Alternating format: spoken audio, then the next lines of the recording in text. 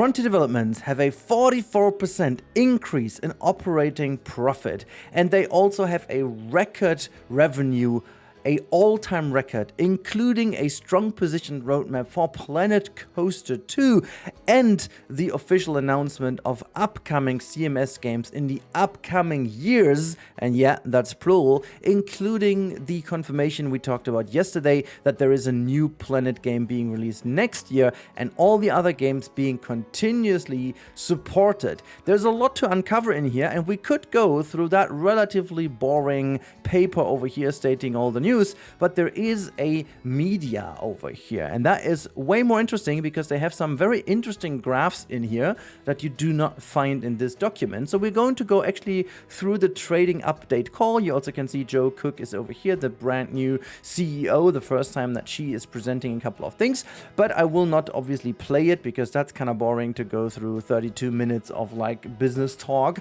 We are going to actually go into the interesting bits. So first things first, and this is where we start with the first outline. This is what they have to share right now, and you will see in a bit there is quite a huge leap even from the last time we talked about the update. The revenue grew quite significantly to a 104.8 million pounds. You can see this is the second highest ever. I still say record because they did have the highest record operating profit, which obviously is more important than the revenue itself. And you can see how close it followed the fiscal year 22, which is fiscal years always, you can, always take the year in the name, half it basically, and go halfway through to the back. So that means fiscal year 22 is half of 21 and half of 22, from basically June 21 to end of May 22, which is obviously within or end of pandemic, which makes sense that this was the highest ever.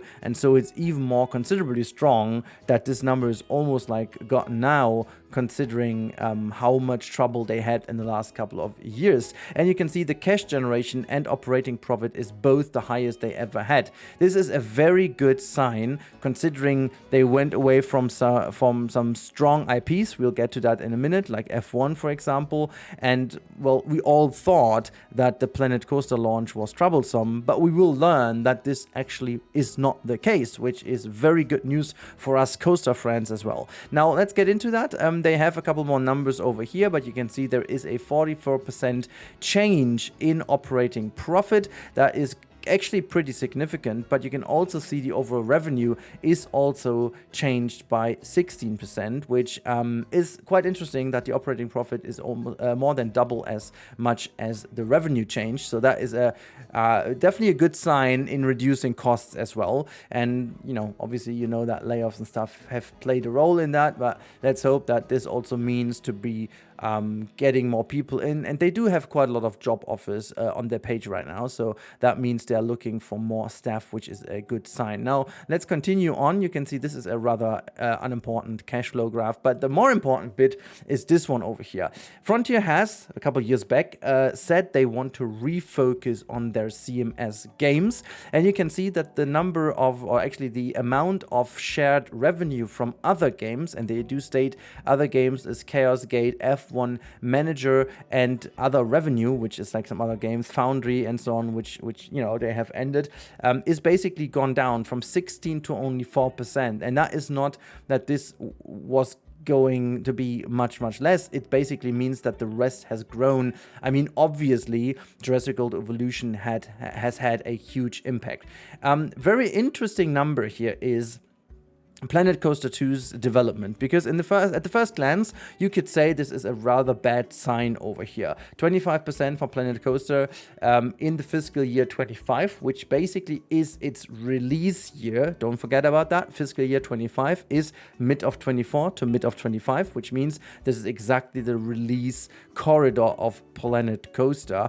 And if you would look into the year before that, you can see Planet Coaster had a significantly lower amount compared to Planet Zoo. Now, you would then say, okay, but why did it then after a year already go below to Planet Zoo? You'll see that in another graph in a minute. This is actually a pretty obvious one, because Planet Coaster had a rather low performing first area of their existence because of all the fixes they did. And then, as you can remember, the first half of this year has not seen any update. In fact, we are just looking next week, in exactly 1 week, to the announcement of their first DLC, which in fact is already going into the fiscal year 27. It's not even part of 26 anymore. However, Planet Zoo has obviously benefited from the announcement of Planet Zoo 2 end of last year, to be precise, in November 2025, as a birthday kind of anniversary update.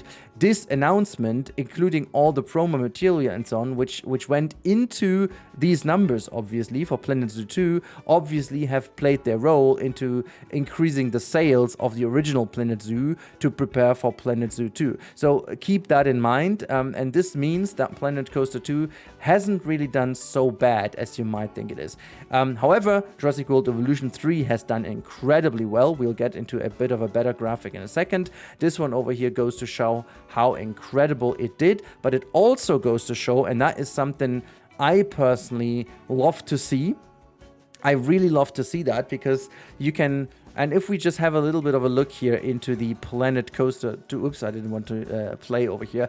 If we have a look into the graph of Planet Coaster, one thing that is in particular interesting to me is that the increase in steepness of that graph is actually going to be on par with the graph of Planet Zoo, or almost on par, I should say. Just have a look at the graph of Planet Coaster 1. You can see it took about, as you can see over here, it took about 4 quarters to reach one step of 50 million, and you can see that Planet Coaster 2 is on a trajectory to beat this number after 2, maybe 2.5, depends on how good the ongoing performance of the upcoming DLCs is. It is going to make it after 2, which is a pretty significant update from its initial performance, as you can see over here. And this is what you have to compare this one. Obviously, Planet Zoo is incredibly strong, crossing that line already after year 1.5. As you can see, it would technically mean that we would now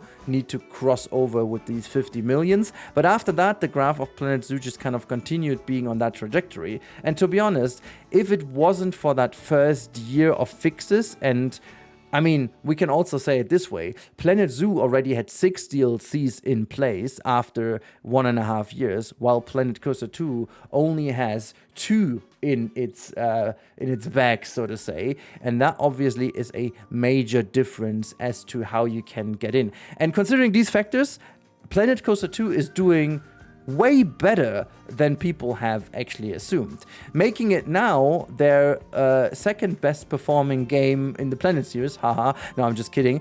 Making now outperform Elite Dangerous, which is a rather important bit for Frontier in general, because you can see the trajectory of Planet Coaster has been for the longest time worse than that, and even the console edition and the initial launch of Planet Coaster 2 didn't make it seem like as if it was going to beat that. But now, as a long-term trajectory, that's the word I can see, you can see it's actually coming close to Planet Zoo.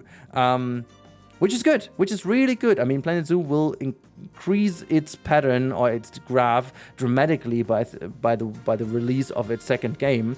But yeah, in general, I am incredibly happy to see these numbers, and also to see the performance of Coaster 2, because a lot of people have been fearing that Planet Coaster 2 is going to be scrapped rather soon. And also the rumors of a potential Planet Coaster 3, could have been easily now scrapped because of the knowledge that it's going to be a brand new Planet game in the future. So that is very good to see. Planet Coaster seems to have an increasingly well performance, which is actually the opposite to what the feeling was lately. And I personally am pretty impressed. What I also am pretty impressed by is that Jurassic World, the franchise, is going to beat the 315 million revenue, which is a kind of crazy number for that franchise. So definitely for Frontier, that is an increasingly well investment to go into that one. And you can see that the steepness of the graph, and I do assume that the Rebirth DLC is going to do its similar things like over here, increasing the pattern. Very, very good to see. Now, if we continue, you can see there is a world-leading portfolio by franchise, and obviously Planet Coaster, as you can see, has been sold 7.5 million times as the first game with 10 paid DLCs. And then you can see the Planet Coaster 2 is about to be sold 1 million times soon, but already has 30 million pounds in revenue. It does state 4 paid DLC. Don't let yourself be confused, because I mean, at that it has 2, because we all want to forget about that first one. But it is, in fact, they count the deluxe edition and the first DLC obviously with it. So I personally say 2, but it has been 4 paid units, if you will, because you can obviously get this stuff. Now, with Planet Zoo, and this is a pretty interesting number over here. I always thought that Planet Zoo has been sold way more often than Coaster, but truth is, it's not. It's actually been sold 6.5 million times, creating a revenue of 156 million as a revenue, with 21 paid DLCs, which is exactly what I meant in terms of the comparison over here. And you can also see that Warhammer Chaos Gate has only been selling 0.8 million copies, which makes it its worst performance of the whole. Elite Dangerous, in comparison, obviously for the time being, is obviously also not doing too well. But what I want to say is that, and this is the very interesting bit over here, the comparison to the sold units with Planet Coaster in comparison to the other games is also very impressive. However, and that is one of the few negatives I want to talk about, if you see the amount of potential that Planet Coaster 1 would give in comparison to the second installment, I must admit that I would see this number hopefully increase rather soon when the next updates and DLCs will hit home, and bringing a lot of those people who initially bought Planet Coaster 1 also to buy Planet Coaster 2, which would increase the importance of the franchise. But I think one of the most important numbers to look at is the total revenue and sold units of the entire franchise, and you can see how Planet Coaster 2 is matching the performance of Planet Zoo, obviously having 2 years in advance, but still considering the bigger interest in zoos as in general in a game's term, that looks increasingly good for Planet Coaster. And all the doomsday kind of stuff that I have also read recently in the comments quite often, to be honest, is actually not really relevant, because it is not displaying the truth. In fact, if Planet Coaster 2 is benefiting from Planet Zoo 2's launch as well, we could see it easily becoming the second most valuable franchise they have, because considering that Jurassic needs to basically pay a lot of IP cost into it, it will sooner or later overtake Elite Dangerous in its revenue, and so it becomes the second most in-house selling game they have. And by in-house, I mean their own brand, which is rather important to know. So let's continue, because they also stay on that little graphic over here for a while. This is what I wanted to show you, because this is rather incredible. So fiscal year 27 is seeing Planet Zoo 2 as a launch, and Chaos Gate Deathwatch a Warhammer major update. In 28, the first new own IP Planet franchise is coming, and this over here is the crazy news in my opinion. 1 new CMS game per financial year for 29 and beyond. Basically stating we are going to see a Planet game in 28 and potentially a Planet game in 29 and in 30.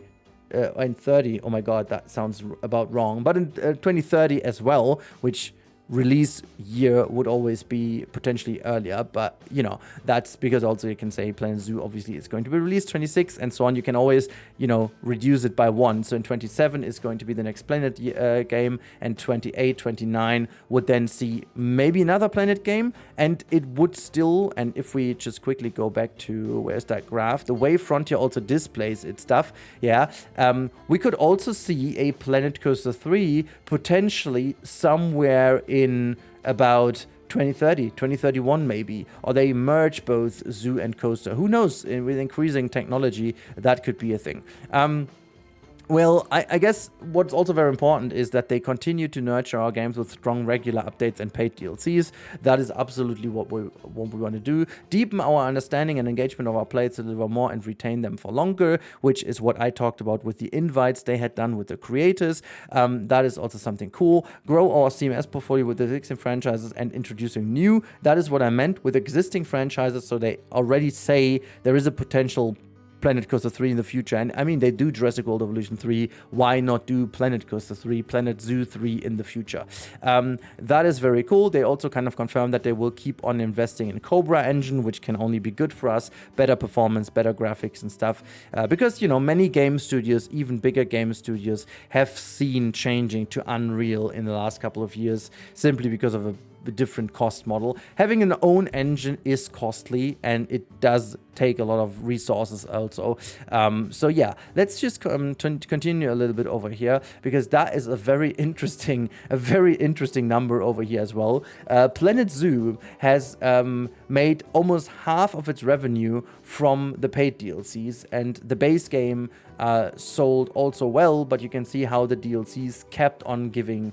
And this is also why you can already estimate that all this is going to happen for Planet Zoo 2 again, with now a way more wider opportunity with like having so much more animals and stuff in the focus. So a big fan of this, you know. Yeah, I'm not going to go too much into the Jurassic World stuff over here. There's a lot of other interesting things, and then I've got Q&A in here. This is, by the way, this is Jo. Again, as I said in the past, she is amazing, and a lot of these things they have discussed over here. Where is that? Over here, deepen our understanding and engagement for players. That is, remember, I've talked about that half a year ago in the first announcement when she was announced as CEO. I have said that in my video, and I'm very happy that it seems to be shining through how she is delivering on that promise already, and that she... let's say it's not her alone, obviously, it's the whole team, but it's kind of giving them the environment to do that, to invite creators, to invite people, to invite the community, to do what they ask them to do, and Planet Zoo 2 is showing exactly this. And if you see that the first invite of mine in the end of 2025, actually that meeting, Jo was with us the whole day, and I remember that I've been a little bit confused as to why she was with us, because Johnny Watts was also with us, and both of them, Jo and him, they both kind of stayed with us the entire day, and now it makes sense because a couple days later she was announced as the new CEO, and as you can see, having the CEO being in such a great event for Planet Coaster with the creators the whole day, listening, she basically didn't do anything else than just listen and take notes the whole day. I really love that, and this goes to show where they want to bring that with their games. So I am personally very positively surprised. I knew that they had some shareholder information going on in the last couple of months, because they always have to do that as a registered company doing trading and stuff. They have to do trade updates, and the numbers looked increasingly well, even though in these reports you can always, you know, make things look nicer than they really are. But in here, you can really tell that these are very positive numbers, and I'm really looking forward to where this is going to bring us. As I said earlier already in other videos, the future for us creative builder game fans couldn't be any brighter, at least when it's going to go for Frontier. And remember where they have been 1.5 years ago. Really great to see, really great turnaround, and I wish them all the best, and I do hope that they continue on that path and do not let themselves be fooled by the numbers again and invest in some stupid things that is not the core of their business. So really hoping that they will continue on that road exactly, and so we are up to some really cool things in the future. Anyways, that should be more than enough about this financial updates. Normally I don't do that for all the companies, but I think because this channel obviously has a lot of Frontier games on it, I will never be exclusively doing these games, but it just so happens that they keep on doing games that fit right into my niche. So that's a very match made in creative simulation management game heaven. that makes sense, but just wanted to state that at the end, I'm not going to do all the annual reports of all gaming companies just because of the importance of Frontier for my channel. That's the thing. Anyways, many thanks to you guys for the last couple weeks. They've been crazy. I love the growth of the channel. I love everything. And if you want to catch me live, tonight we are playing Planet Coaster 2 for a change. Can't wait to do that again. If you want to join, make sure to check out Discord and the live pings. I'll be there. Thank you so much for watching, and goodbye.